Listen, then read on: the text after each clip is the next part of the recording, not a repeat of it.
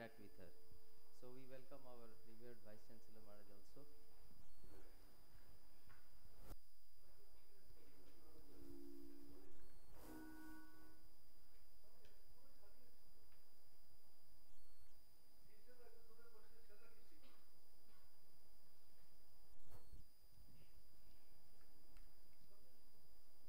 Namaste, Swamiji. Hari Om. Yes, yes. Nice to meet you. Thank you. So without further delay, we will start. She will talk in English. If you have any questions, you have to ask in English and try to grasp as much as you can. If you cannot articulate your question in English, we can help you. All right. Thank you, Swamiji.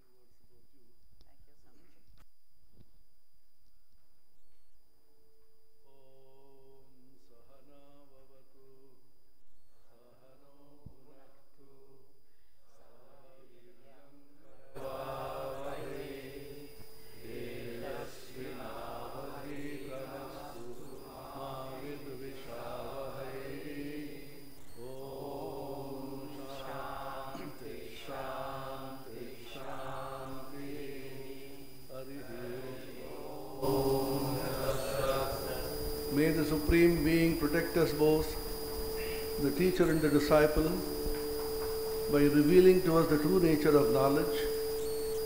May the Supreme Being protect us both, the teacher and the disciple, by revealing to us the application of that knowledge. May we both strive together for the acquisition of knowledge and wisdom. May the knowledge and wisdom that we acquire be effective and illuminative. May there be no disharmony between us. Om, peace, peace, peace. So I'm very happy to welcome Antonietta from Italy. She happens to be the president of the Sarva Yoga International, as you can see, which is an organization which is working for the promotion of yoga in Italy in particular and Europe in general. And they have been promoting yoga for 45 years, uninterruptedly. I think I have gone there about 4 or 5 times. We began, I think, about 10 years ago. Yeah. So every 2 years they have an international conference, a local conference also. There is an association called Italian Yoga Federation. Her husband, Eros, he happens to be the president of the association, and he is an engineer.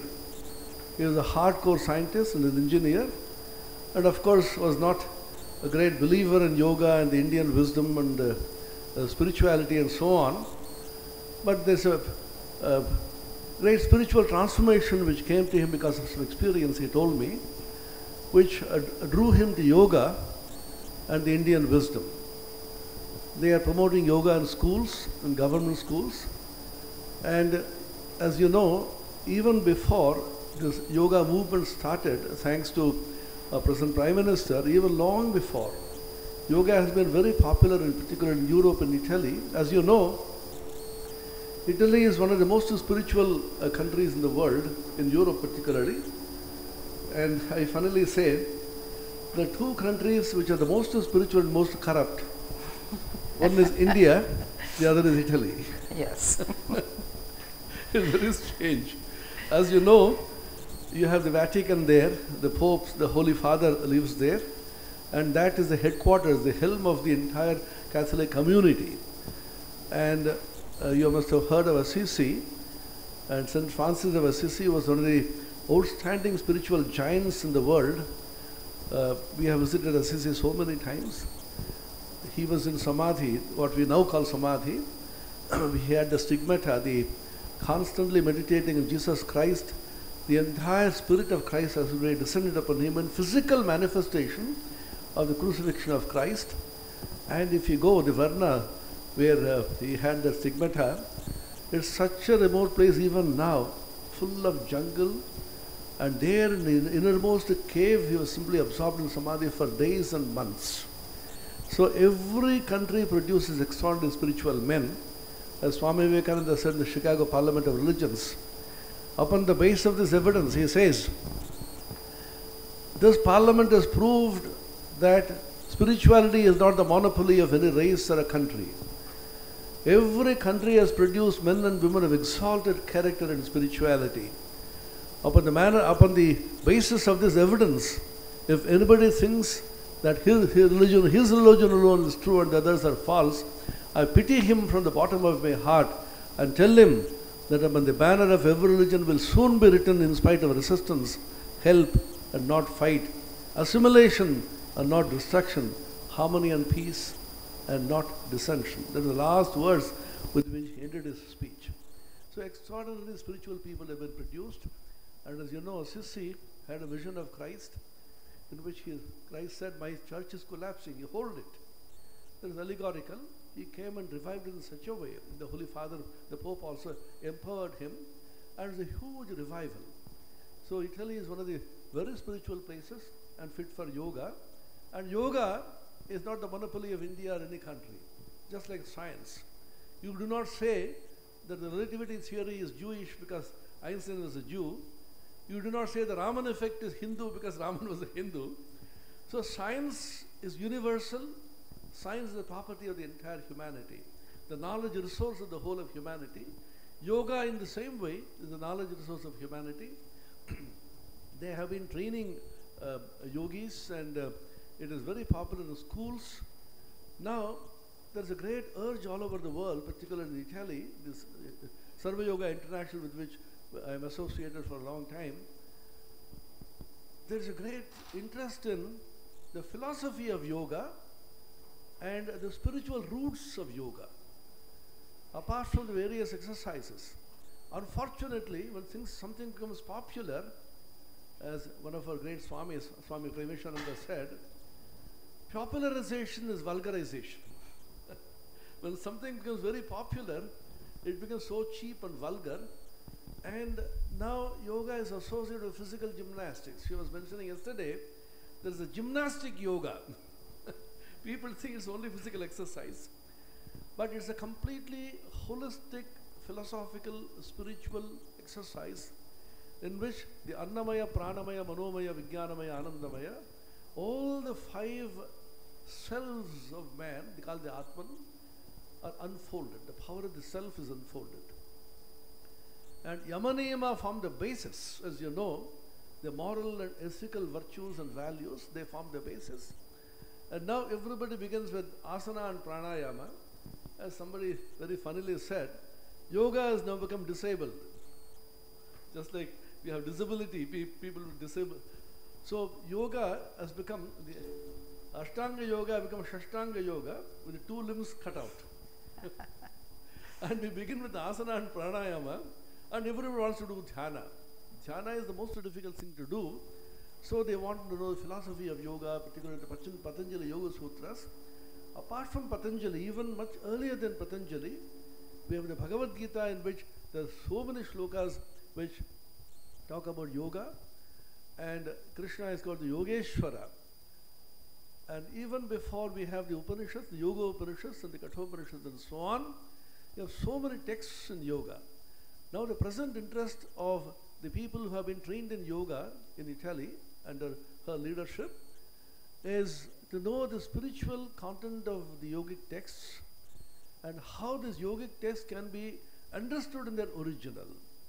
So she wants some lessons in simple Sanskrit so that they will be able to read the text and understand them in the original without over much dependence upon the translation. So we have signed a memorandum of understanding with the Sarva Yoga International and the Italian Yoga Federation. So we had a long discussion yesterday of how we can take it forward and what kind of programs we can take up. So I requested her to speak a few words or budding yogis of her department who are trying to understand the spirit of yoga and undergoing training here, and then the course also. We have postgraduate diploma in yoga, and recently we have started MPhil PhD integrated course on sports science and yoga, yoga separately and sports science separately. We have 5-storied building recently inaugurated. We have christened this Atma Vikash. Atman does not mean only the highest spirit, It means Annamaya Atma, Pranamaya Atma, Manomaya Atma, Vijnanamaya Atma, and Anandamaya Atma. So the Vikash, or the unfolding of each of these cells, is very important. So I request you to talk about the yoga movement in Europe with specific reference to Italy, how the interest in yoga is spreading, how people are taking the yoga, how yoga is understood and misunderstood, and what are the hurdles, what are the dangers and pitfalls, and how we should strive hard to preserve the purity of the yoga rooted in the past, at the same time how it can be customized and used in the modern age for holistic development and unfolding of the 5 Atmas, as I just now mentioned. Yesterday we had a very interesting short talk by our revered President Maharaj, in which he quoted a shloka, very interesting shloka, is well known. In Sanskrit it reads as follows: Chalatyekena padena tishtatyekena buddhiman. A buddhiman, an intelligent person, is one who stands in one leg and moves through the other leg, which means he has to be very modern and keep moving into the modern times, adapting himself to the modern situations and changing times. At the same time, he has to be rooted in the ancient wisdom. Swami Vivekananda, as you know, envisioned this university as one which is a combination and a beautiful blend of the best elements of the East and the West. We have a writing of Swami Vivekananda there in the beginning in Bengali. প্রাচীন ভারতীয় ধারা বজায় রেখে তার সঙ্গে সঙ্গে আধুনিক জ্ঞান বিজ্ঞানের অনুশীলন যাতে হয় এমন একটি বিশ্ববিদ্যালয় গড়তে হবে. We should have a university which is rooted in the ancient spiritual wisdom, at the same time blends harmoniously with the modern developments in science. We should have a university of that type. So we always strive to do that, and she is also interested through the Sarva Yoga International and the Italian Yoga Federation to go back to the roots of yoga as it was discovered by the great sages and seers in India, and how they have developed over the times, over centuries. Hundreds of thousands of best brains have been experimenting with this science of yoga and Vedanta for millennia. So we have such a rich literature in Sanskrit, and how this can be applied in modern times. Swami Vivekananda said, the Advaita, the abstract, dry Advaita should become living and poetic in everyday life. And he also said, we should try to interpret it in the modern language. Describing his own life's work, he said, to put Hindu ideas into English and make out of dry philosophy intricate mythology, pure startling psychology, a religion which shall be easy, popular, at the same time meet the requirements of the highest minds, is a task only those can understand who have attempted it. The dry, abstract Advaita should become living, poetic in everyday life. Out of intricate mythology should come concrete moral forms. Out of bewildering yogism must come the most scientific and practical psychology. And all this must be put in a form that even a child may be able to grasp it. That is my life's work. So we have the legacy of Swami Vivekananda and Sri Ramakrishna, and these people are also very much drawn to this legacy, which, maintaining the pristine purity of the ancient wisdom, is able to adapt itself to the modern conditions and deliver this wisdom in the modern idiom and the modern language. So I request Antonetta, who is just here for a day, tomorrow she is leaving back, so to talk to you about what's happening in Europe in yoga, how much is the interest, and how people are longing for the ancient Indian wisdom. Once again, Swami Vivekananda said, little do you know the heart pangs of millions outside the walls of India, stretching forth their hand for a sip of that nectar, the Amrita, which our ancient sages have accumulated in this land. So we are so happy to be able to share our views with her, and now I request her to give you a brief talk, and it will be very interactive, be absolutely informal. You can stop her, ask questions, and she knows good English, which is very rare in Italy. And if you are uncomfortable with English, it doesn't matter. You can talk in Bengali, Hindi, Tamil, Sanskrit, Malayalam. So we will be able to interpret to her into English. So Antonietta now. Thank you. Thank so you. much. Thank you so much.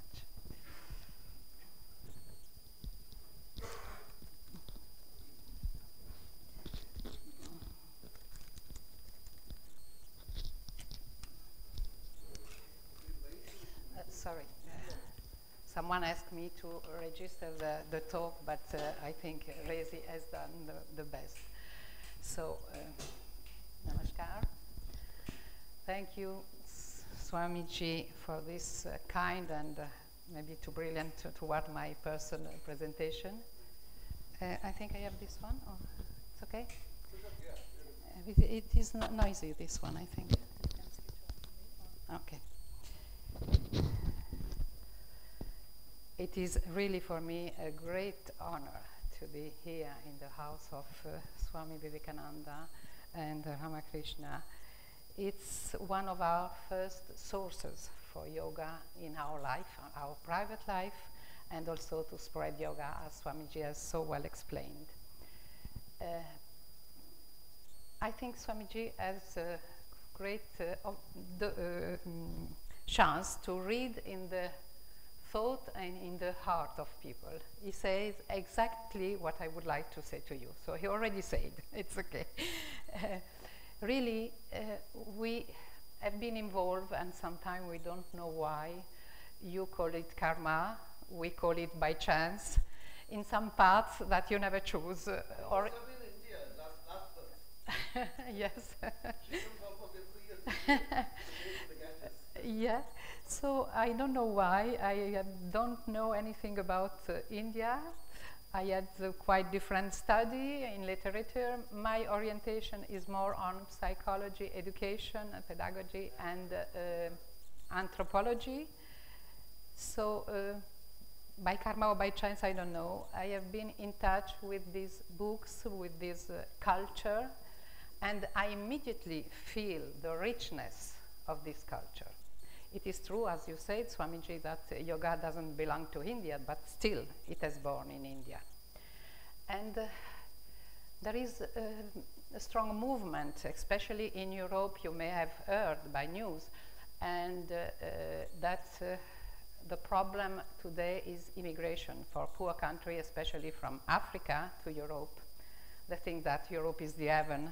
Believe me, there is no heaven in the earth. Every country has its own advantage and disadvantage. But for these poor people, of course, it is a mirage to reach Europe. And it is very fashion to speak about integration of culture, integration of people, respect of religion. The first have been Swami Vivekananda, who has been immediately accepted by Western people, not in this period when it is easy, when everyone knows other culture through internet, media, and so on. In a period when the heart of the culture was considered to be Europe, and there are underdeveloped countries, all the other countries. So there were a sort of prejudice or resistance toward the foreigners. And what he said in few words has conquered the West forever, and I think it is from that point that we can consider yoga spreading out all over the world. He said, I don't remember exactly the name, the words, pardon me, but more or less he said that he is not coming to try to convince to someone to one religion. He's not coming, he was not come to the United States to show that one religion is better than another, but he has come to say what they have in common. So this is the word that have touched every heart. And I think that yoga has in itself, in its structure, this quality. I ask myself, why is it so suitable for every culture, not only for Indian culture. And I think that the reason is that in Eastern thought and philosophy, especially in India, people are more interested in general point of view, to see the general vision of life, to see what is the goal of life, which is general. In the West, we are more analytics, and we are also, let me say, a little bit more egoistic. So we are always putting one person before.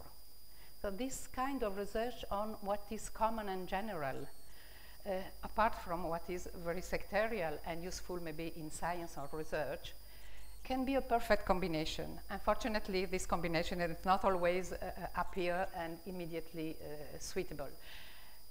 What I have been conquered by yoga is also that vision that human beings are all the same, in despite of culture and not only religion also, but historical time. I mean, the rishis who codify yoga seems to have codified it to give a response to today's needs. This is what is for me fascinating, because I am also involved in teaching, so you have to prepare program. And I would say that it is this vision that introduces yoga in university. We are not only the only country in the West who have not training course as you are following, but yoga teach at university with as an official topic in Faculty of Education. It is the first step. And it is an important step, because Faculty of Education means to educate future generations. So it has a big impact on society and on anthropology also.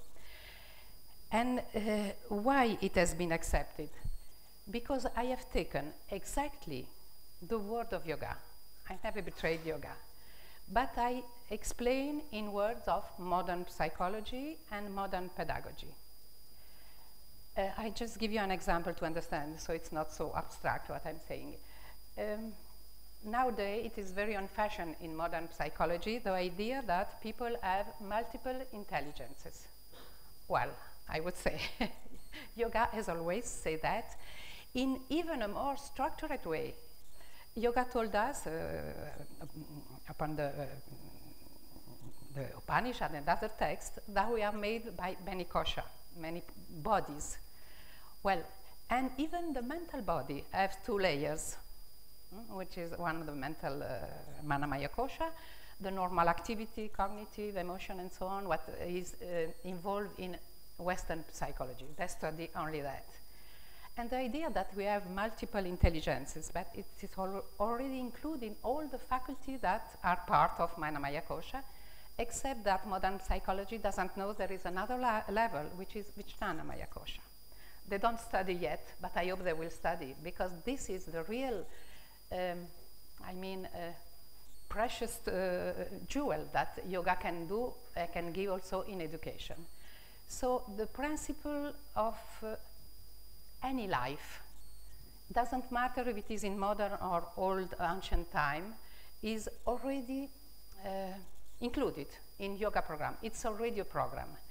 That's why we founded this association, because especially in the West, but I am afraid in India too, we start to see that everyone wants his little piece of pie of yoga, as it was a pie, so more or less. And everyone wants to give to this part of yoga a special name. For me, it is something like an heresy, because yoga is general. And as even Patanjali, we don't know exactly if he was a real person, if it is a more person, what about his historical life. Why should one Westerner give his personal name together with yoga of or yoga with the name?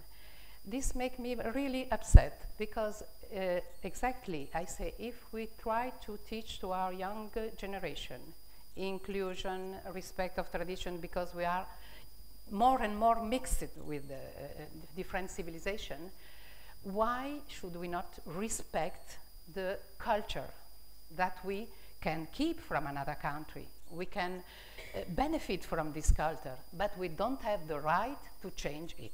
This is really not only an offense, I think it's a crime against humanity to do not respect the culture of this country. In my opinion, yoga is so perfect that no one today is able to add something or keep out something. It will be, as Swamiji said, disable yoga. And that's why we try to stay in touch with the main institution. We started many times ago, before even I met Swamiji, with the Ramakrishna Mission, mainly Divine Life, the very two big spiritual institutions. And for us, they are the two guides for our policy and what we are doing in yoga. And then, of course, we met many other branches, many other structures, and that's why I am here also. Every time I have to do something new at some step, I always ask the advice of Swamiji and in his name, Ramakrishna Mission and the Divine Life, Swami Swarupanandaji and Vimalamananda. Because I think that we will be guided in the right way. We will not do mistake and speak only on our side, and maybe on our side it is normal that a little bit of ego go inside and take the place. We find this association because we want that in the West, the great master, first of all, are known, because in the young people practicing yoga today in the West, very few knows even Swami Vivekananda. Very few knows Sri Ramakrishna. And it is a pity. They know maybe some very popular masters that they have seen in the TV or somewhere else, but the true masters they don't know. So we think that this heritage, so precious for all humanity, but still, which is coming from India, should be preserved. Those who want to benefit of yoga have also to respect this tradition. So we established this association. We ask them if they want to support us. So the list you have seen, maybe it's not all the list, but are the members that support. How can I go down? Okay. Okay. Okay.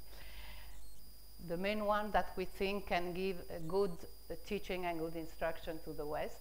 We organize, as Swamiji says, some events in Europe and in Italy. But the main thing is really not to change what yoga has teach to us. Yoga is so rich, so vast, that we can find answer for every need inside without changing him. This is the main goal we would like to achieve. Now I will speak very shortly what is happening today in our country. It is happened that as many and more people are attracted by yoga practice, many schools, many movements are flourishing. And I would say not only all of them, but 80% of them doesn't have a real good background and preparation on yoga. They don't even know so much about yoga. Sometimes it happens also that they make one weekend course, or sometimes no course at all. They read some book and start teaching yoga. Or they teach yoga and they call it yoga of something else. There are so many names that I will not even repeat because it's not no use and not useful. So what we would like is to say yoga is one. There can be different schools and different branches. There can be different interpretation. But one thing is sure, we cannot change it. And I hope that what is happening in India with the support of the new Ministry of Ayush and the government will still maintain this route, this right way to propagate yoga to the West. It is happening that as many practitioners are now attracted by yoga, it became also, as you can easily understand, an economical business. So I think, I don't know, Swamiji, what you suggest, but there is nothing wrong if you make a profession of your teaching yoga, but with what Swamiji said at the very beginning, not with disable yoga, with yama and niyama first. Or yama and niyama, it's not easy to teach it. Every culture has its own yama and niyama. What it is wonderful in yoga is that you can start to read and try to apply this rule, But even if you don't apply these rules, but you practice correctly yoga, this rule will, I would say, go inside yourself without even you know it. It became your way of life. It became your way of behavior. It became easy to respect them. So there are really two easy ways in yoga. I used to say to my colleague and my student in Italy that yoga is the most democratic science I have ever known or heard about, because it is really for everyone, even those who don't want religion, even those who don't want to follow yama and yama. Soon, without even they realize, they will follow yama and yama because this will become natural. And this is the greatness of the science of yoga. So why I try to apply also in education, because it is very important. I don't know in your society in India, but in the West and in Italy, the child and the adolescents have so many problems that we cannot even imagine. Very serious problem, because they are not guided anymore. They don't have guide. Even parents are not able to guide them properly.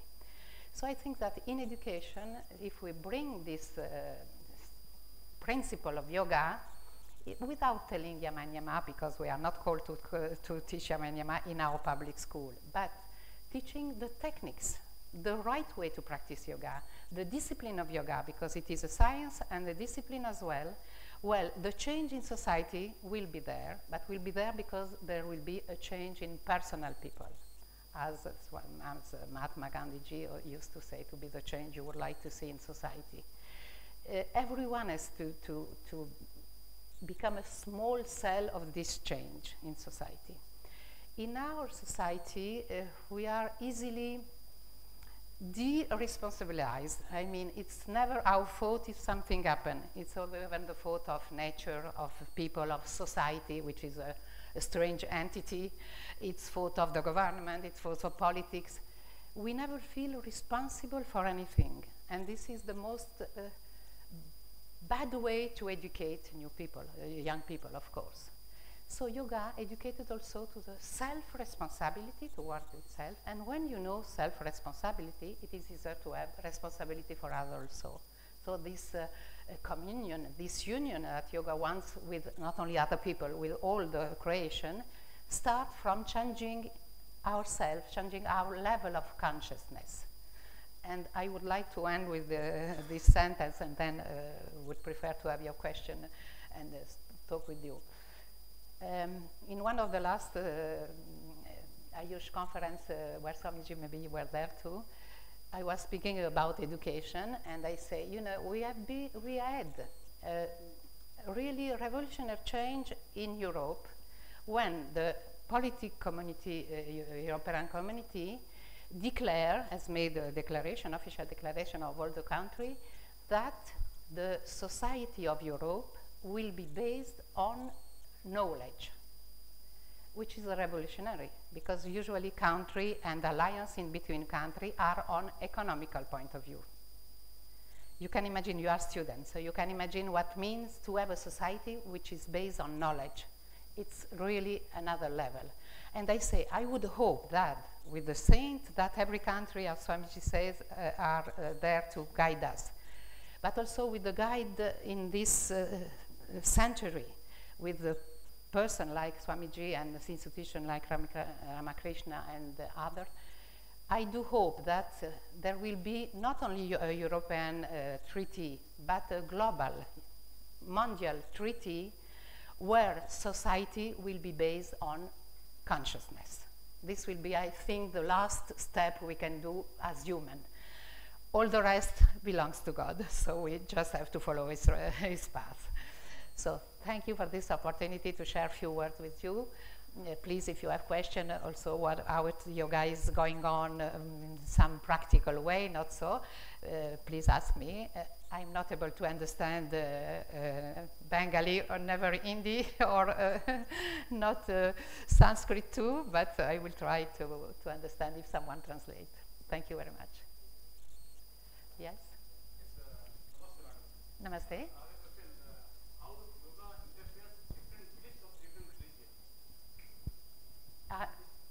How yoga? Beliefs of different religions, how they are connected to yoga.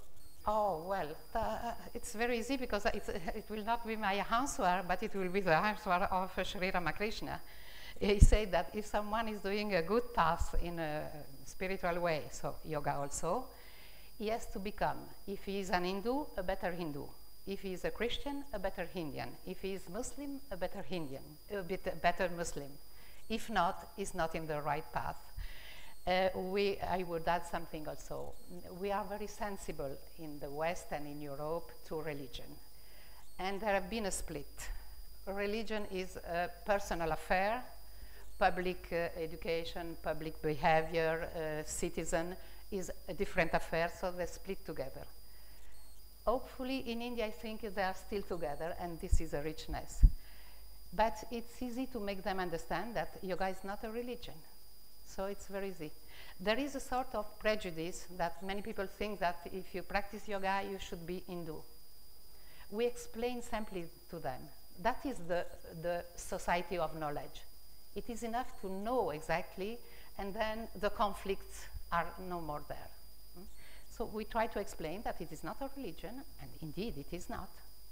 But it is a path that can lead you to spirituality. Spirituality is universal in every religion.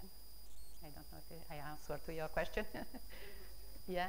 So do you believe that in contemporary situation, yoga is a very vital part of the society to inform, to unite the world in a better way? Absolutely, absolutely. This is why I continue to work in my age. As Swamiji said, it's 45 years that I teach yoga, so you can imagine. And that's why really, but it's not on my thought. I keep this thought from the Rishi and the sage and the study I've done and my personal practice. Personally, I am Christian, so I follow my religion, of course. But I never feel or never felt contrast with my religion. On the contrary, it makes me more orientated in my religion. And the real change cannot be the teaching, even the teaching of religion, because all the religion teaches the well for the people and the well-being. We cannot explain in other way why humanity is still aggressive, where there is still wars.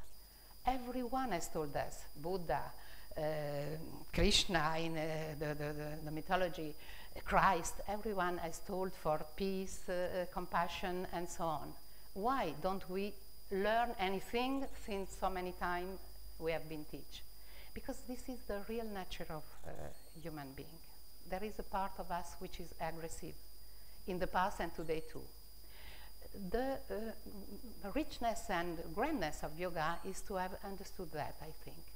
So what is doing yoga? But first, he learns to be not aggressive in the body. It is too difficult not to be aggressive in the mind.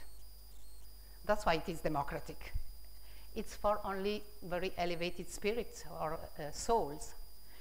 It's not so easy to have always a good behavior toward other people. Sometimes we have, sometimes not. Yoga started to make the change at the very beginning and in the most easy way. It is more easy to do asana without hurting our body. When we practice asana in such a way, we are not thinking that we are increasing our softness also in the mind and diminishing aggressivity.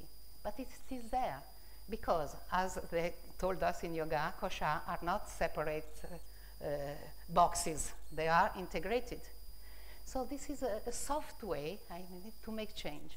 And I believe it's only the only way also to make change in the single person, to make a universal change. I just would like to add that usually, especially in the West, we think that yoga is a selfish practice. We isolate ourselves, we take a nice corner in the house, or we go to the yoga school.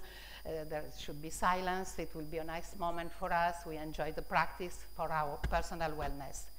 It is not so easy to make them understand that it is for collective wellness. Because if we are less aggressive, if we feel well, if we have good structure in ourselves, well, we will be better fellow to the other two. This is, I think, the only way to change really in deep the society. So what I am trying to, this conference we organize also with Swamiji, and is to show the social benefits and aspects of yoga, which are not so clear to many of the peoples. I mean, so we are trying to underline this social aspect and anthropological aspect of yoga. And the last but not least, being too much knowledgeable and authority on yoga, can you please in your view, how do you define that is European countries, United States, and Asian countries? The views in your eyes, in your feeling, how do you define yoga in different countries? They are playing or coming together in a what are the changes? Like here, we have Yes. yoga in different feelings, learning procedure, pause, beliefs. Is there any or are there any other different things you observe in European countries, in United States or Asian countries? Your view in a broader sense. Yes, I don't know if I understood well your question, but I'm not such an authority, and believe me, I'm not want to become a prophet in yoga, not at all. My dream was to do a single personal practice to make me a better person, and then maybe society. But I have always been pushed to do something else. I know somehow the American yoga is even more commercial than European, which is still a lot commercial. And I think in India too, so there are some commercial aspects on yoga. As I should be a teacher, even my profession would have been to teach in university literature. But I never teach literature, I started teaching yoga. So it's my way. And I think that if we educate the young generation is the real change we can do, and this is common to all. Problems are quite different maybe, but the problem of modern life reflects immediately on the less structured. So it means the child and the adolescent. They are growing and they have to make their structure even psychologically. So the problems are more affected on them.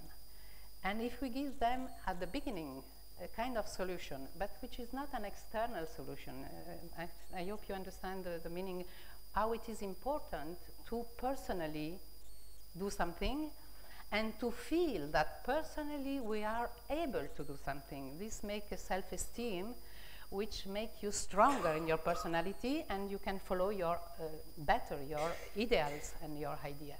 So I think that the real change can be in future generations. So you have a big task, much more than me, to do as future yoga teachers. I have got two questions. Yeah? First of all, how many you have got organized associations, organized federations? Yeah. So, do you have any statistics like America? They are having 33 million people at that. Well, I don't know exactly, and I think that even the statistics of America are imagined. It's not a real statistic.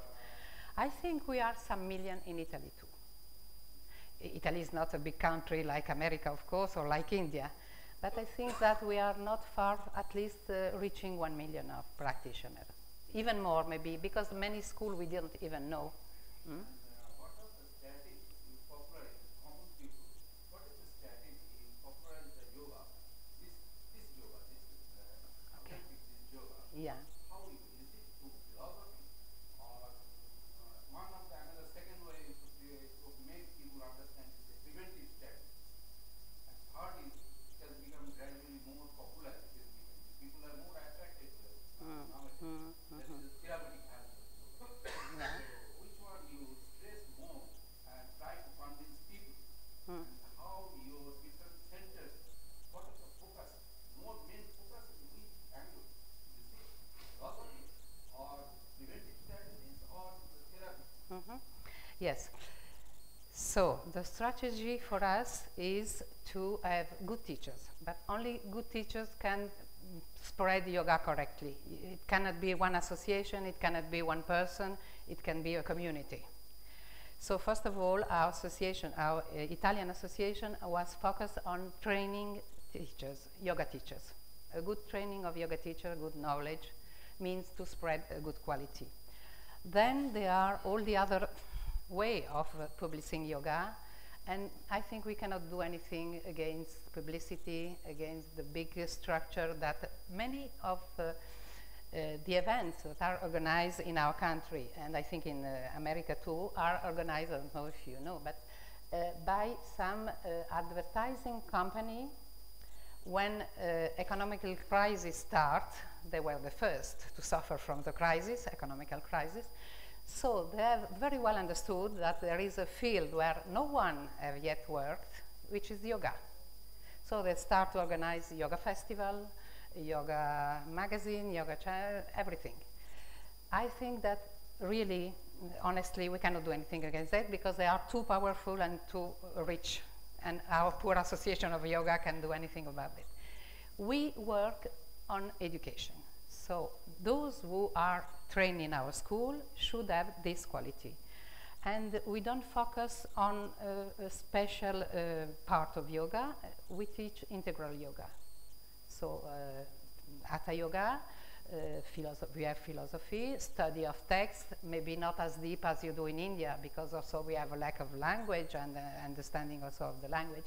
But we study very seriously philosophy, scientific. We make a comparison with modern psychology, so we have also anatomy, physiology, and modern psychology in our training school.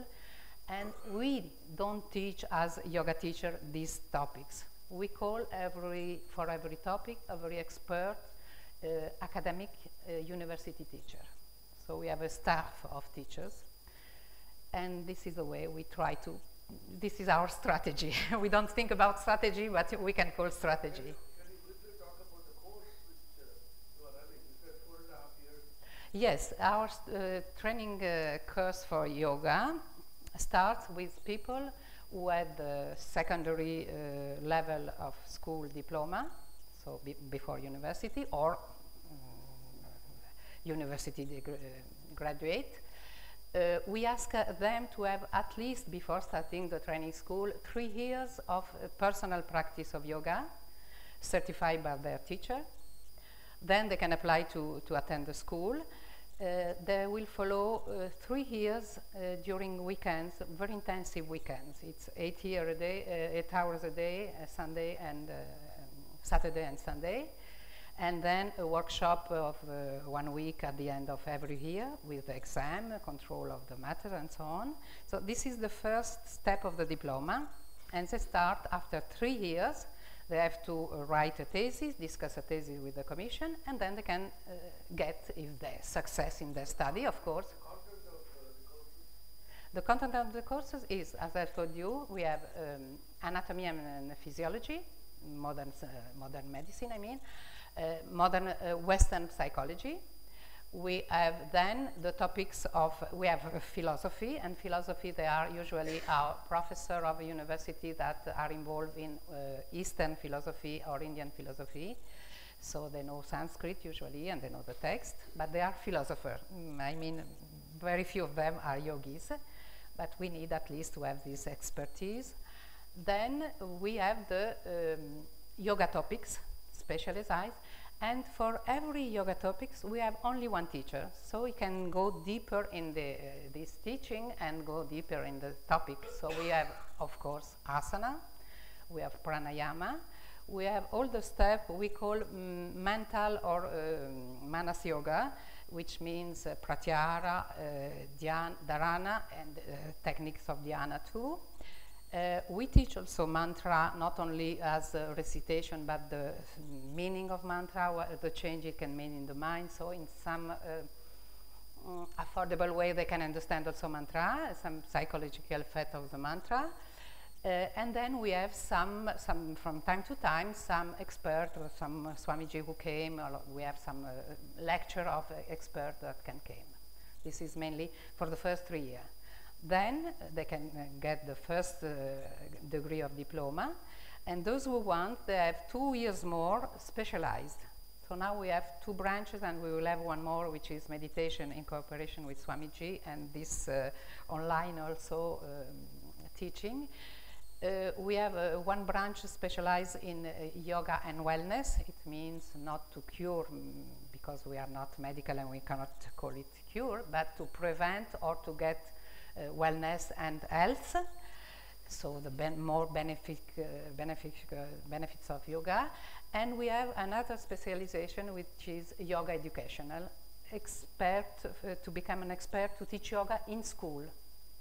Because it is different to teach yoga to children, that can be funny and so on. But to teach in school, it means that you have to integrate with the program of the ministry, with a view of education, psychology and pedagogy of education. So we train in such a way they are able to go at any level of school and teach yoga according to the level and the age of the children or adolescent. This is Which age you start teaching yoga? for the child. Well, we start to nursery. First, we start to primary school. We have make some experiments. Some of our teachers go to the nursery, and believe me, they are capable to do whatever we teach. Of course, we have a methodology to teach to the child very young. They do asana. We call with the name of animal. Sometimes we translate with a different name to be. First work on this one. We Teaching yoga child children. We have done a research with the university where I teach to students of university. We have done a research in, I think, 50 schools in 13 different regions of Italy. Italy is divided by region. And we take the second primary class, all the same. We prepare the same program for all of them. All these teachers who go in this school have been that diploma of yoga educational too. And we collect some data. The problem is that in Italy now the ministry has no money, university has no money. So this research has been done, but we didn't get the fund to go ahead and have exactly the result. We just have some general result, I can tell you, but they are not so official as a research. We are trying to do now one more, maybe getting before the funding to do this, with adolescents, because adolescents are really a big problem in our society. And they are not the problem, they have problems. The adolescents have problems, very high level of problems. We have a lot of alcoholic dependence, drugs, of course, aggressivity, suicide, a lot of problems at that age. So we are trying to involve several universities and maybe to extend to some universities also in India, if it's possible. I don't know if you teach in some schools of college, but with the Dean of University of Calcutta and the whole Delhi, I have been in touch with them, and they are very much interested. We are trying to make a comparison. It will be nice to compare also some European country and India country. Maybe it can be a second step, I don't know, because it is ambitious, but we would like. Yeah?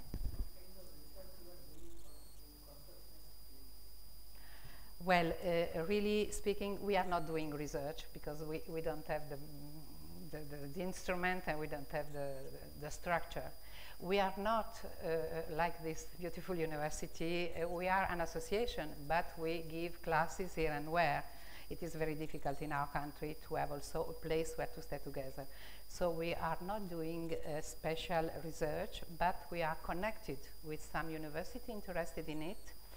And we are also connected with some people working on the mindfulness, you may have heard. They have the fund, they have money, they have also the people prepared. Which university you are connected? It's not directly to the university yet, but single researchers. We have one Dr. Pavia is one of the research, but they are doing more research on Hatha Yoga, not on psych. Yes, pranayama, but not on psychology. He's asking psychology, if I understand. Yeah. So we are trying to make connection and to have someone who support. It's not easy in our country to convince doctors and professors to do something on yoga. It's always the same question. They are not informed properly about what yoga is. Once they understand what it is, they may be involved in research too. But since they are not very well informed, they think that yoga is something very strange, doing with some strange people, and that's it. We are in the field of medicine working mainly with University of Parma, which is a well-known university in Italy. And in this University of Medicine, we have some doctors interested in yoga, and we would like to start with them some... Landmark papers are coming out, reading out from sorry? landmark papers are coming out.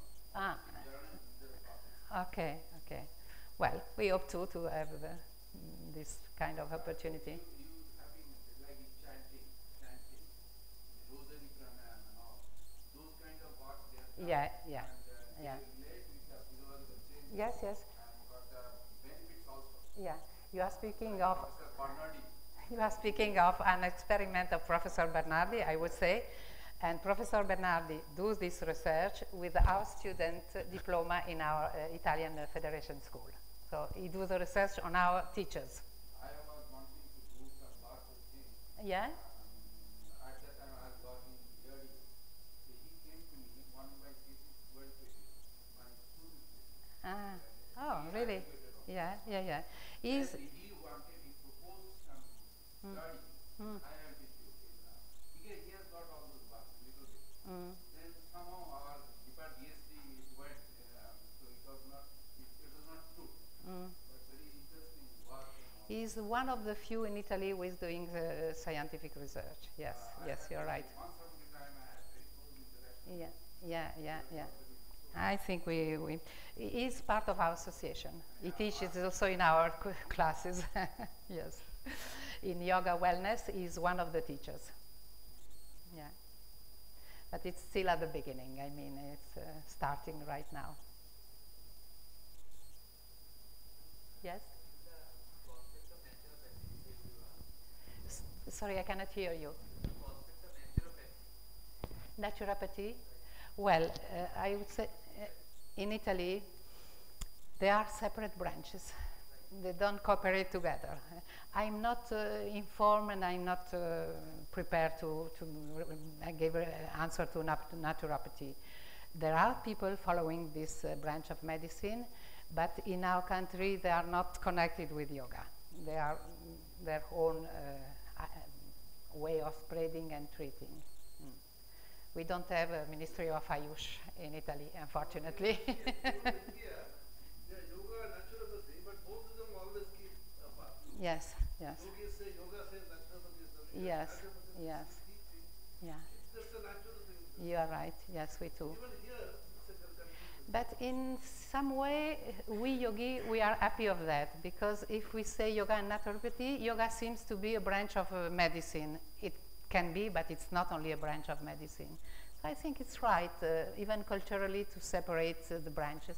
One has its own rule and project, and the other has its own rule. It's true that they can cooperate, but to keep it separately, I think it's not too bad. You are doing naturopathy also in your training? Well, it's whatever you learn more, it's always a richness anyway for your life, if not only for your profession. Yes?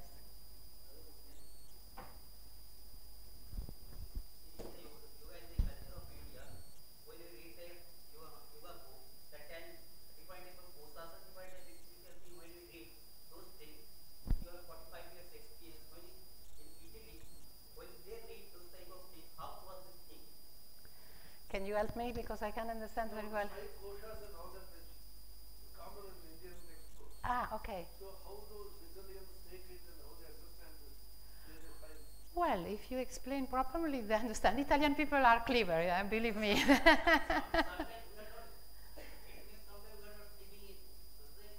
Well, they think that it is a great idea to structure a person like that, because there are many connections with the modern psychology. You may know that one of the famous psychologists, disciple of Sigmund Freud, is Carl Jung. Carl Jung has only studied yoga, and then he noticed that we have in our mind a place which is called conscious and a place which is called unconscious. And more than that, we have an unconscious which is collective, and an inconscious which is personal, made of our experience, remembering, memory, and so on. But it is discovered through the theory of yoga. We don't have so much problem to explain even at university. We have to explain with such attention and using the right word, and sometimes taking the word of psychology to explain, for example, the difference I told you in between Vijnanamaya Kosha and Manomaya Kosha. The most difficult to explain is Pranomaya Kosha, I must tell you. This is difficult to explain to the Westerner because we don't have familiarity with this kind of concept of energy. We all know that when we are alive, it's because there is an energy, but we don't have a name for this energy. It doesn't belong so deeply rooted in our culture. So this is the only step we have to explain with some difficulty. And we overcome this difficulty telling them that now in modern medicine, we spoke about psychosomatic. How can we have psychosomatic if there is not something bringing information from the psycho to the soma, to the body? And this information goes through prana. It's always something very fluid, but they can understand. This is the way.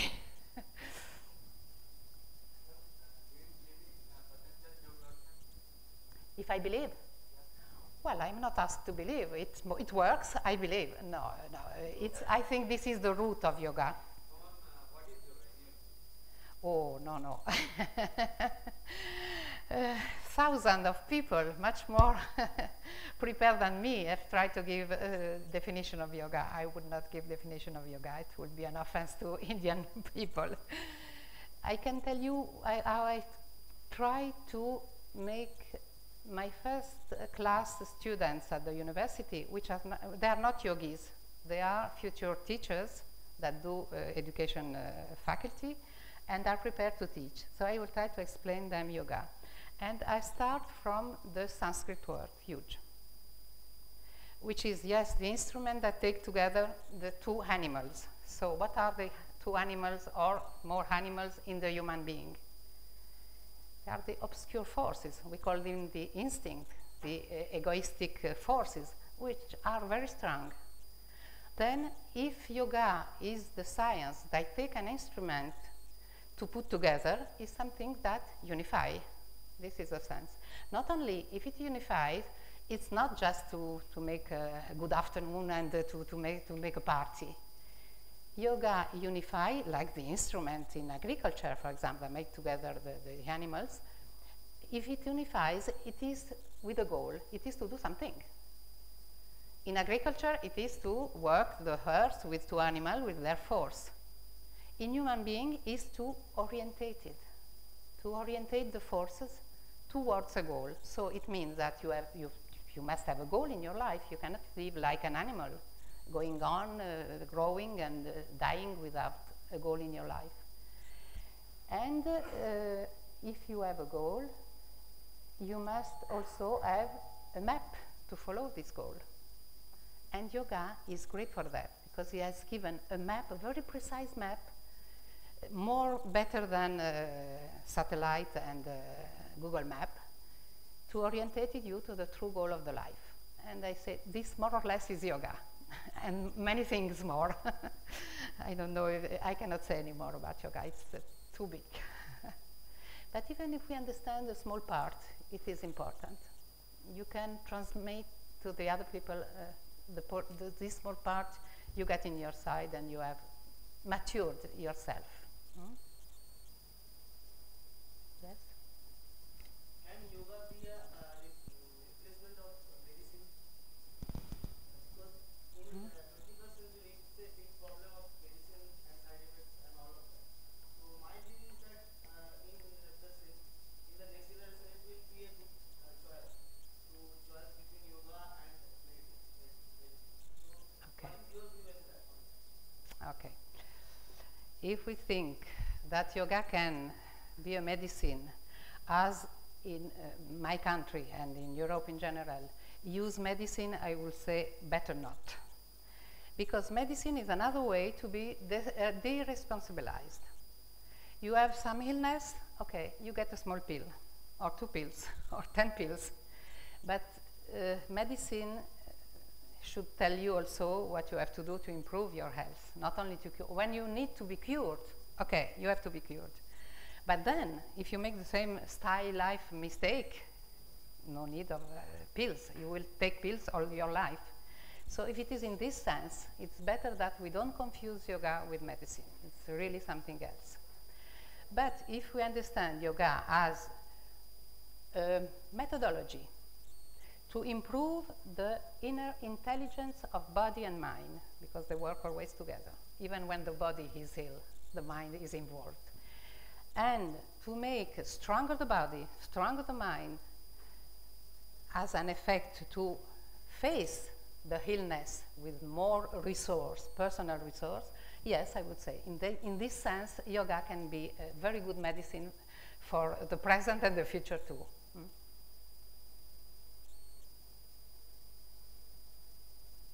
Overclaim of yoga that will cure everything. Yes, yes. That's not too much. Yes. I started always saying, don't believe that yoga is magical and you practice 1 week and you will have all what is written anywhere. But the problem with the modern man, I have very high diabetes. Doesn't matter. I take some sweets and take more insulin. Yeah, Rather than saying, let me control myself. exactly. Whole of yoga is based on self-control. It's much easier to lose self-control and self-indulgence than take more medicines and be done with that. If somebody wants that condition, let him go on with it. In fact, there is split personality, some experiment is there. Split personality experiment. Yeah, That particular personality is female personality. yeah, In that particular one, people develop diabetic symptoms, sugar goes up and all these things. ah, yes. That same man goes from other domain, personality. Mhm. He does disappear. Oh, This really? is the proof what Hmm. knowledge is saying. Interesting. Yeah, yeah. Ultimately, Yoga's aim is to do our whatever we are, convert the entire thing to that direction. Yeah, yeah. It can be done. It's maybe hypothetical, but Yes, no, no, it's legally it is true. it is true, yes, and I understand, yeah. Why yoga and Vedanta are important is because the whole urge of the human mind is free. Vivekananda said, we want freedom at all levels, even also non-work. But what kind of freedom do you want? As Ramakrishna just said, one of the illustrious monastic disciples of Ramakrishna, do you want freedom of the senses or freedom from the senses?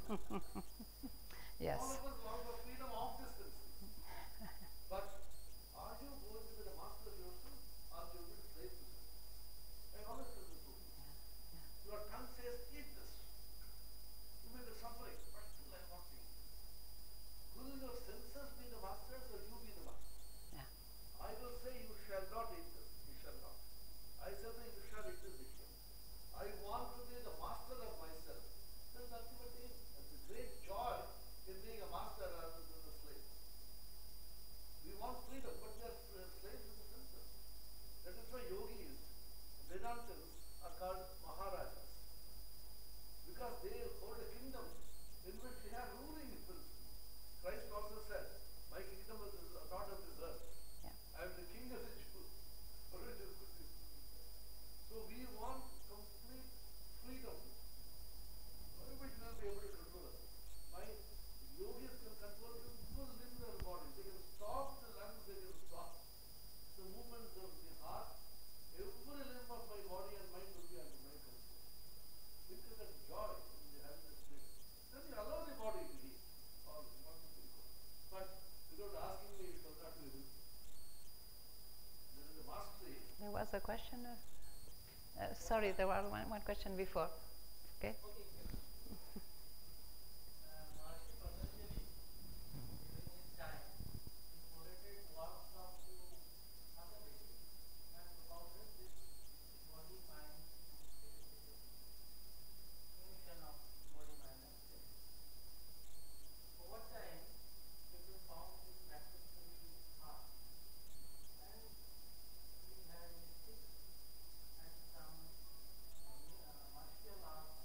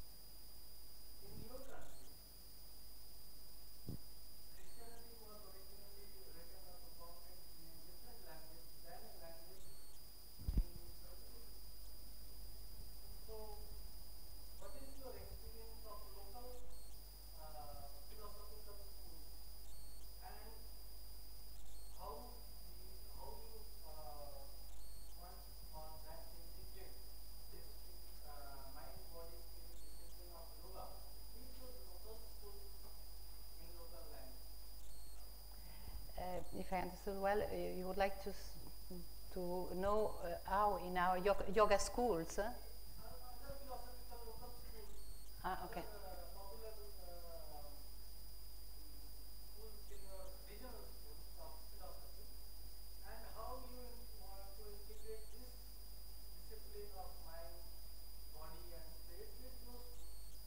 But you mean schools of our country or Indian school? In Italy? Well, it's very easy because in Italy we don't have such an approach to philosophy. Philosophy is something more abstract for the mind, and except some very old traditional Greek and Roman philosophy, which are our basis, as you have Sanskrit and ancient time, in the modern philosophy we are more on mental level of Manamaya Kosha. So they are not so much interested, and I think in this Christianity has its own responsibility. They really split into two branches and separate branches. The thought about the sense of life, and they are theory, but rarely they are together with something which is more spiritual or in research of life, except if it is in a specific religion, which is Christianity. So, or they are Christian philosophers, and sometimes they agree with yoga, sometimes they are against yoga, I must tell you very truly. There are those who think that it is a different kind of religion and that can make the Christian less strong in their faith, and those who understand very well that it can be a support to their faith. So they are both. We don't have this kind of problem to afford because culturally there are two different branches.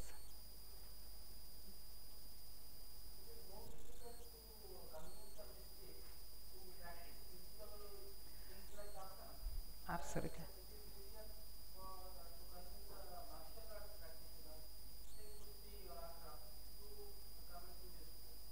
It is.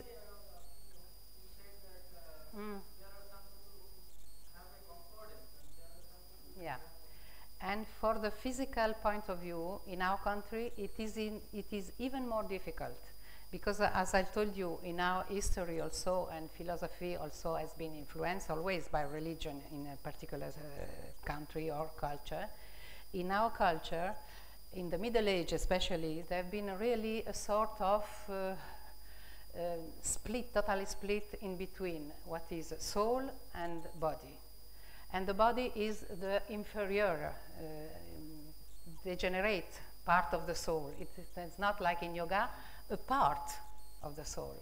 It's one kosha. So this split in between spirit and body is even more strong in our culture, in our country. We have to put it together. And in this, psychology and medicine helps a lot because they start to show that mind can influence body and body can influence mind. So this split is not so rigid. But it is very recently, this maybe 15 years of psychology that has modified a little bit this way of thinking, which is deeply rooted in our culture. So it is difficult also to make the people approach to body, if not for fitness.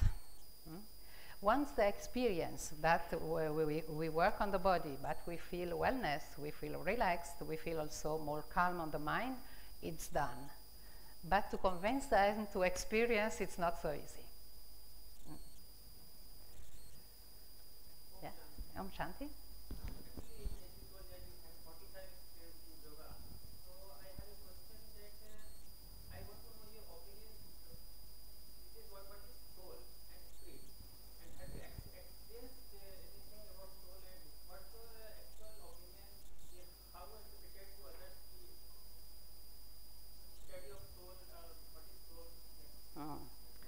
Well,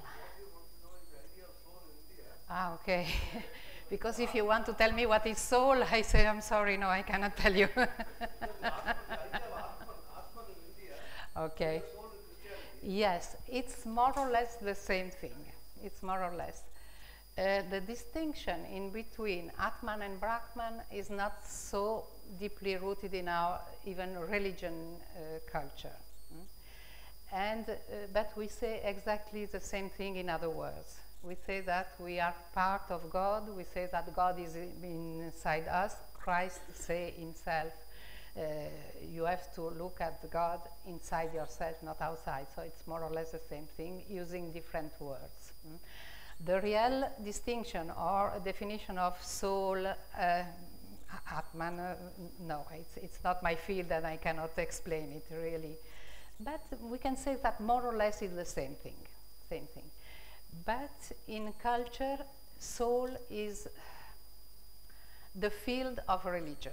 You will never heard about soul in psychology, in philosophy, yes, in some branch of philosophy, of course. You will not have any kind of thought about soul in education. It's something that is relegated to religion and which should be free. You can believe or not, you can have experience or not, it's your personal faith of belief. We are, and I say unfortunately, a culture that has become laïcs. We call laïcs. It means that we have nothing to do with religion.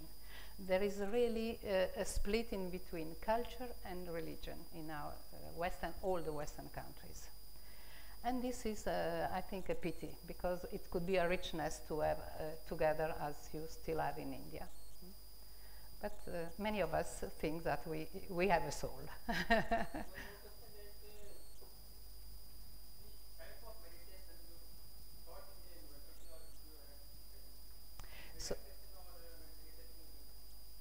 Yes, relaxation, there are techniques. So these are techniques, it's very easy. You have a lot of, I mean, you know certainly, we have lateral, bilateral techniques of relaxation. We have global, we have partial, when you go the screening of the body.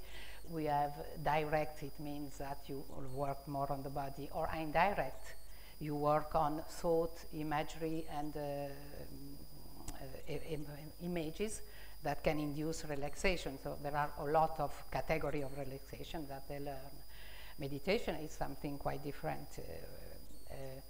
We try to give them the idea. First of all, the techniques are not of meditation. We know exactly. Techniques are dharana. We learn how to be concentrate, and then meditation is a state that can appear in the consciousness. We all know that. Usually we use the same word as meditation or concentration because, well, we understand, but technically we have to be precise. We teach several kinds of method of concentration, starting from all the techniques of pratyahara, starting from the education of senses, as Swamiji say. Educate senses means to be able not only to work or to make your senses more precisely, but also to be able to switch off when you need to switch off them. This is the real pratyahara difficult. So there are several techniques to learn for that, and different techniques of meditation, not only, I mean, abstract meditation. We have also meditation from Tantra, yantra, mantra recitation, symbols, visualization, many kind of typology of meditation, and of course everyone in its own practice choose the meditation which is more suitable for the personality or the goal of the research.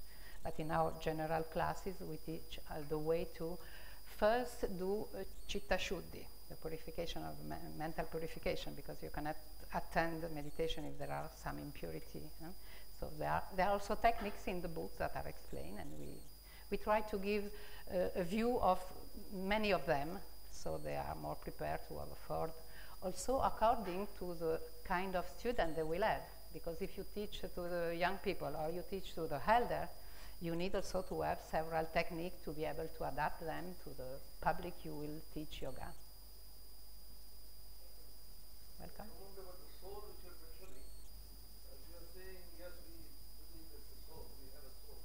I hope so. Swami Vivekananda mentioned, we say we are a soul, we have a body. The Western world says they have a body and they have a soul. He said, in India, when somebody dies, they say, you've given up the body. Sorry to like it. We are a soul and we give up the body. Yeah. In English they say, you've given up the ghost. Swami Vivekananda mentioned this. In Italy, we say also the same thing. When someone dies, we say he has lived his body. Body. Body, yeah. That's a very different kind of culture. Yeah. We are the soul, we happen to be possessing the body. Hmm. We give it to the host. And then give it to the host. He's like, now they come and mention this. Actually, she was mentioning about the prana. There's a very sentence Swami Bhajananda used to say, the discovery of prana by the rishis was the breakthrough in Indian philosophy. That is between the pure jada, which is insentient, and consciousness, there's a link, which is prana, which participates in jada as well as consciousness. As a child, I always used to wonder how the food that we eat is pure jada. Food is not conscious. But how is it that conscious cells grow from the unconscious food that we are eating? It's a great challenge in physiology. I'm eating some food which is pure jada, but like living cells are growing from there. Yeah, yeah. That means there is nothing called pure jada or pure consciousness. There is only one consciousness which appears to be jada in a particular region. Vivekananda mentioned that. So that's a very peculiar kind of interface between consciousness and unconsciousness. And one more contribution Vivekananda did was introduced the idea of superconscious. When he introduced people of flabbergasted, unconscious, conscious, there is something beyond that called superconscious. Yeah, yeah, that's right. It was William James who Swamiji met. He was so fascinated, by the varieties of living experience. In fact, they challenged Swamiji to demonstrate superconsciousness in Samadhi.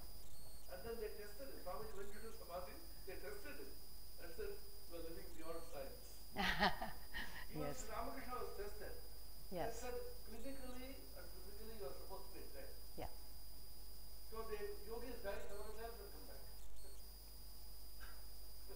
So the mastery of the entire body and the mind is a fascinating. Why? Because why yoga is picking up down? I want freedom. I can't be a slave to myself. I'm addicted to this, addicted to smoking, addicted to something else. I'm compelled. My prana says, no, I can't be without it. I say, I have to become master. I will take it. But these just is completely right. These particular kind of problems, this kind of particular task, that relation, it doesn't go to students. Some yoga students, it doesn't go. There are some missing links. You are there to do it. This is the somewhere, this beautiful point, somehow it does not. It doesn't go to the even students liberal the common man. Even the common people.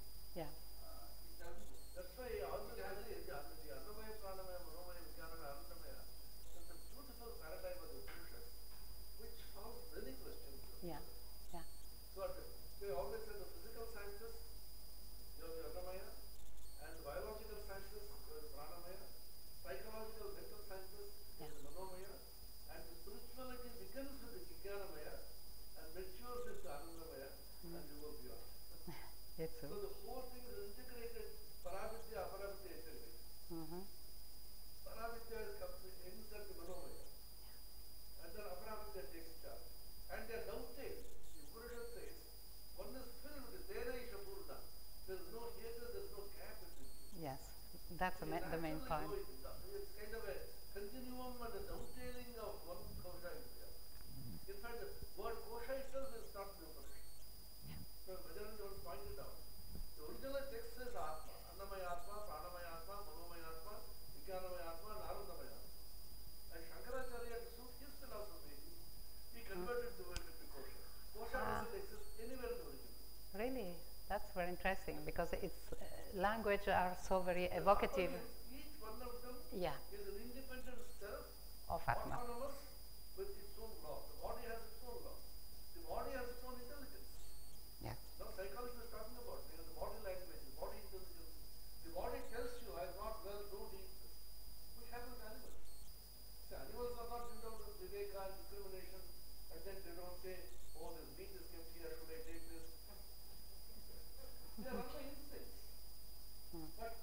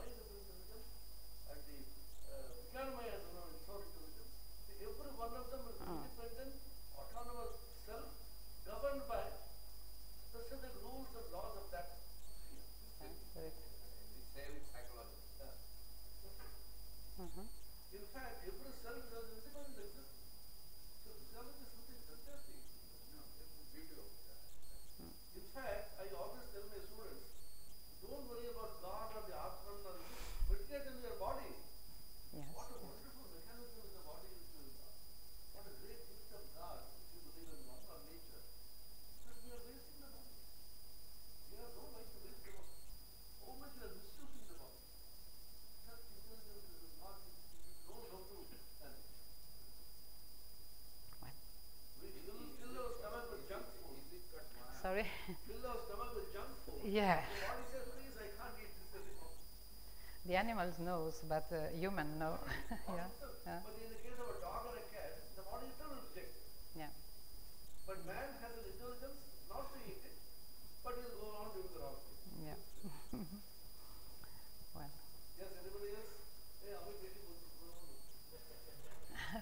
One more.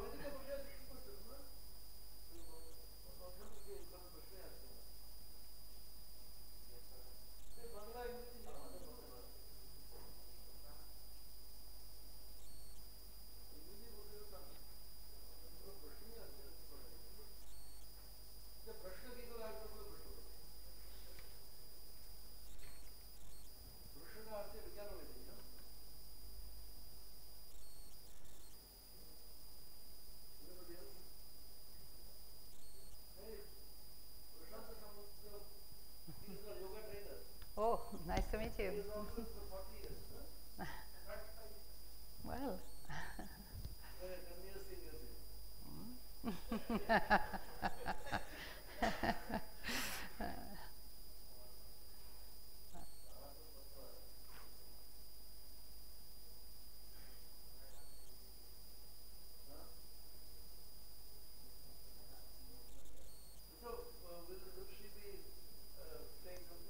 I think she will be a little bit upset to see.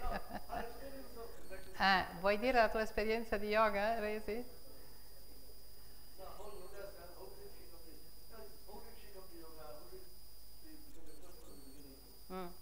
Come sei arrivata allo yoga? Vieni.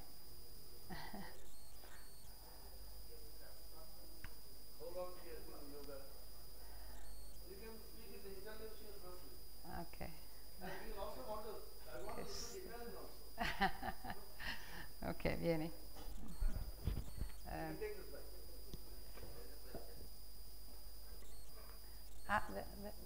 Yes?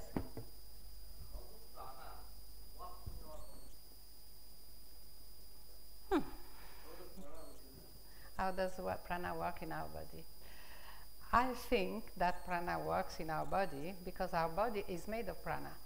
All the kosha are only made of prana and consciousness together, as Swamiji said. So it's a different level of prana. We can say it's an energy more refined or more material, more gross energy in the body. But they are made of the same thing, so they can understand each other. How exactly is the role of prana working in the body? We have to follow the indication of the rishi who have experienced it on themselves, on the body. I think it works on the body because it is pregnant, it is inside, it is, every cell is made of the same prana than pranamaya kosha, which is more pure, but densified differently. So, of course, as they are the same kind of matter, they work together. I think it's that. And the prana itself, not the universal prana, which is the individual prana, which is only one incarnation of the universal prana, works as also, as far as I understood for the study we have done, as the element that aggregate all the bodies, that keep together all the layers of our being, all these kosha together. So not only it is the same substance of all the body, material body, pranic body, mental body, because also mind is prana, is a kind of prana, more subtle. The body is a prana densified in at least 2 dimensions, the space and time. Mind have only time, they don't have space. We don't know exactly where mind is. It's an immense universal space, but there is not a special space. So it's really like something very subtle that slowly become more and more gross and densified. And it is normal that it is only one structure. So it's like to say, how does our feet be in touch with the blood? Because it's only one system. And we are a system of consciousness and prana, mainly, principally. So it's normal that they work together. I don't know if this is the question, the answer you are expected. Very physiology is prana. think there is a physiologic prana, yes. The problem is that human being and human science has not developed yet the instrument to detect it. We can detect our brain waves, we can detect our heart beats. We don't have the instrument to detect the flow of prana and how it works. But this doesn't mean that the prana does not exist or doesn't work or doesn't have its own physiology of prana. It means only that we don't have yet invented the true instrument to detect it. Yes, yes. Absolutely, yes. Yeah. Yeah. Yeah. Yeah. Exactly. Exactly. Yes. We explain it. Yeah, we explain to our students in such a way. When you eat food, digest your food. What digests your food? Yeah. When you ask this question, how could you ask this question? Because prana is making you speak. Prana is making you move. Prana is all the blood circulation through prana. If more than little goes to the body, is being animated by prana. That's animation. And this prana, they have discovered behind this prana there is something else. This is the cosmic prana, and therefore, in fact, there's a school of tantra which says prana itself is the supreme being. Prana itself is dynamic energy, which is Kali, which is energy, which is Shakti, and the Shakti identifies with Brahman itself. Yeah. So the prana with the capital B is called the Hiranyagarbha, which is the Hiranyagarbha. cosmic mind, which is the cosmic prana. Yeah. Yeah. You put a little thing that you do is only prana.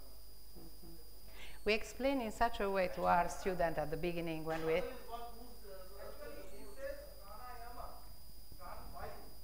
He says what is the pranvayu working our body? Actual prana. Prana accessory. Then pranvayu is intake and pranvayu is exit. Okay. In that case, pranvayu, when we inhale, then what is his work in your body? How to work in your body? Prana is actually Pranayama, pranvayu. prana is actually manifesting as prana is nothing. That cosmic prana is manifesting in your body and the body. Actually, five points are there. Prana, It's only manifestation. Wait. It's not done by prana. Mi sono scordata di registrare. Manifestation is the bliss. Perché Eros mi strangola poi se no. Mi sono accorta adesso che ho il telefono qua. We tell that cell is alive, full of sodium and potassium equilibrium is going on. So that is the life. That is the basis of life. Because prana is actually life. What is life is big controversy. So that equilibrium, there is continuous inequilibrium. There is continuous inequilibrium. That's why sodium is going inside. Unfortunately, this pranayama people identify prana with the gas. This body has nothing to do with prana. It has nothing to do with prana. Now nobody knows why there is inequilibrium. So at that part Once on a time, discovery is coming down. So a head it should be like should be short. No, it's a manifestation. Actually, vayu, pitta and kapha. These is in our body. So, vayu is one of them. Vayu is a manifestation of prana. It is not prana. Ayurvedic. Actually, it's not only Ayurvedic, it's also yoga, yogic process. Our yogic process is oxygen. Actually, oxygen and carbon dioxide process, oxygen come in and carbon dioxide come out. Then oxygen is called pranvayu. This is actually manifestation of prana. What we call prana is prana. Vayu is not prana. Don't make this mistake. I said pranvayu. Prana Vayu is only manifested. Even that energy which moves the sun and the moon and the stars is also prana. And that energy which moves the physical prana makes it all only prana. In fact, the cosmic prana which moves the entire universe, of which your body is only a small part. Why prana is important? Because I come to talk about this. Prana is the brain breaks is the only function of the body which is both voluntary and involuntary. Yeah. And therefore, by controlling this breath, you'll be able to make all the involuntary actions also voluntary. Yogi has greater control over his autonomic mind. That's right. Yes, she will say something. Vieni. Really, che io ti traduco. How long has been practicing Vedi? Da quanto fai yoga e come mai sei arrivata nella yoga? Fai frasi brevi che te le traduco. È un onore per me parlare a tutti voi, che siete delle persone molto preparate, molto colte e certamente molto più avanti di me nello yoga. It's my pleasure and my honor to speak to you all. You certainly are all person very prepared and deep prepared into yoga much more than me, so it's for me a great honor to speak with you. Faccio yoga da circa 30 anni She's practicing yoga since 30 years. e il mio inizio è stato molto casuale, nel senso che un'amica mi disse un giorno: c'è un corso di yoga che inizia qui nel nostro paese, che è vicino a Venezia, e vieni con me, facciamo yoga. And she said that she started very commonly, as it happened very often in our country. One friend says, I'm going to attend a class of yoga, why don't you come with me? It's in our city, a small city near Venice, that probably you know, all of you know Venice.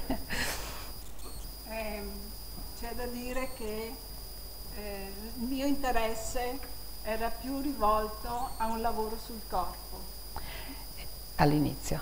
all'inizio. I must say that at the beginning, my main interest was to work with my body, as far as I understood yoga was.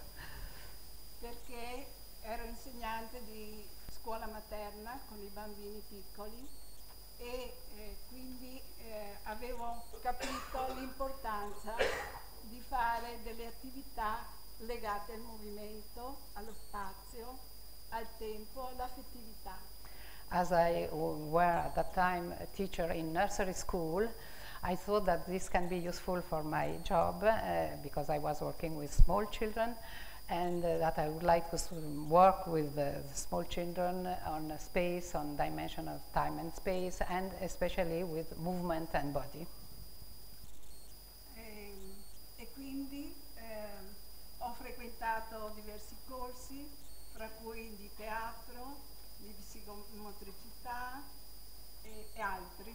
So I attended many courses for my profession, like we call in the West psychomotricity, when you work also with the body, theater, just to help the children.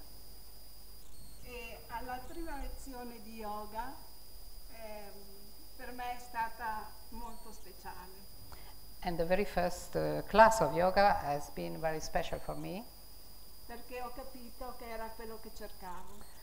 because I just realized that this was what I was looking for. E da lì è iniziato il mio percorso. And so I started my trip into yoga.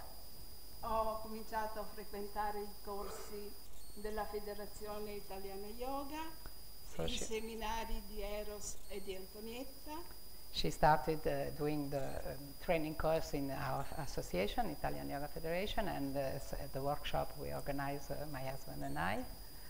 e feci il mio primo viaggio in India con Antonietta.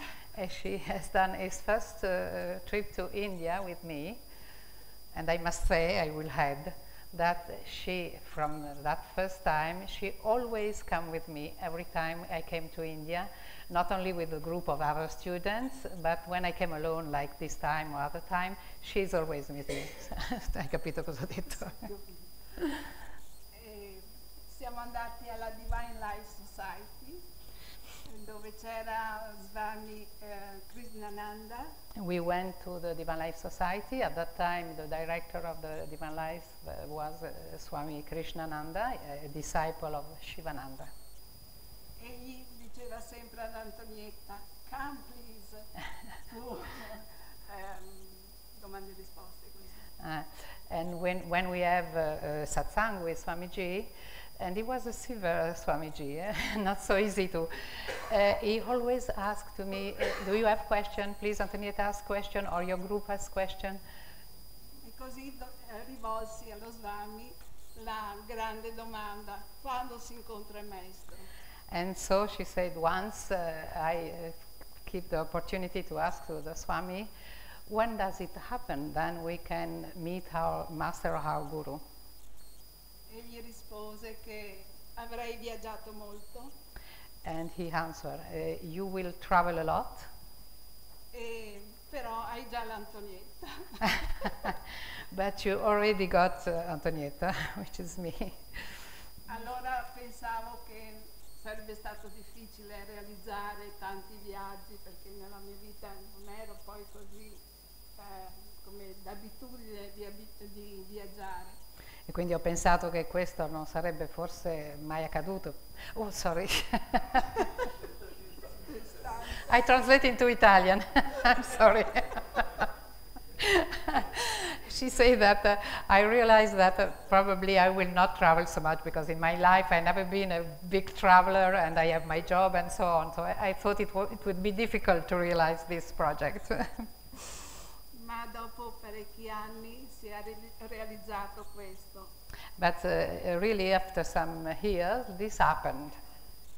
Perché ho accompagnato Antonietta nelle diverse scuole ashram di tutta l'India praticamente. In several trips, and especially one trip, she was with me in mainly all the school, the main school of India, as you have seen here, and some else also. E così si è realizzato che ho incontrato molti maestri. So I realized really and had the chance to meet many masters. E con lo yoga ho sempre continuato sia a frequentare seminari, sia a praticare da sola e soprattutto ho cominciato a insegnare ai bambini a fare yoga. And she said that from that time she started to practice regularly from her own practice. She teaches also yoga, and mainly she started to work with the children and with yoga. Perché secondo me è molto importante trasmettere lo yoga ai bambini, anche con modalità loro tipiche, come il gioco, come la relazione, come la scoperta dello spazio.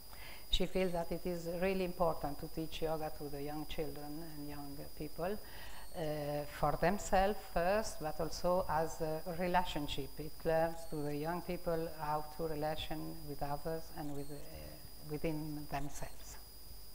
E poi negli anni diciamo che ho avuto l'onore di entrare a far parte della Federazione Italiana Yoga come membro del direttivo e soprattutto come assistente di Antonietta negli ISFI, nelle scuole. And then she had the honor to be on the board of Italian Federation. She doesn't say, but she's the vice president of Italian Federation.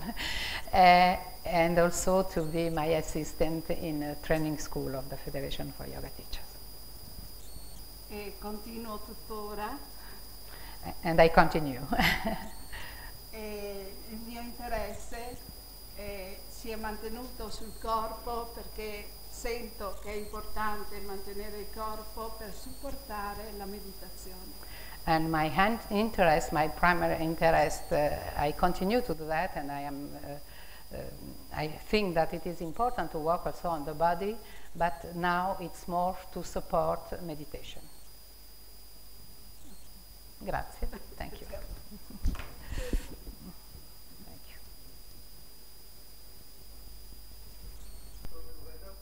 Yes, thank you so much. I'm really happy and no, I am grateful.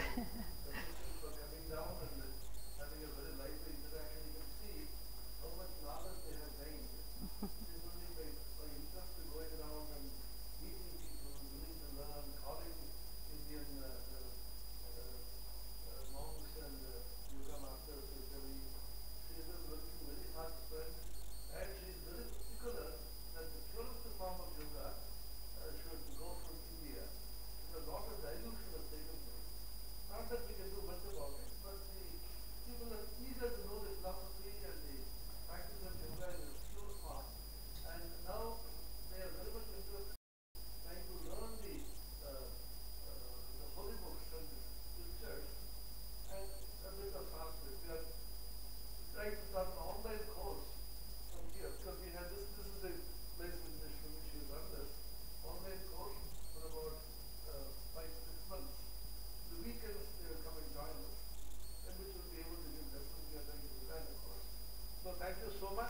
Thank you to you, Swamiji. I'm so grateful, and I want to tell you one thing. You are lucky, and you have a privilege to learn yoga, but not only learning on books and what is the techniques of yoga. You are learning yoga in a spiritual place. This is very rare, and believe me, I think you are lucky. And it's a privilege for me to be here with you.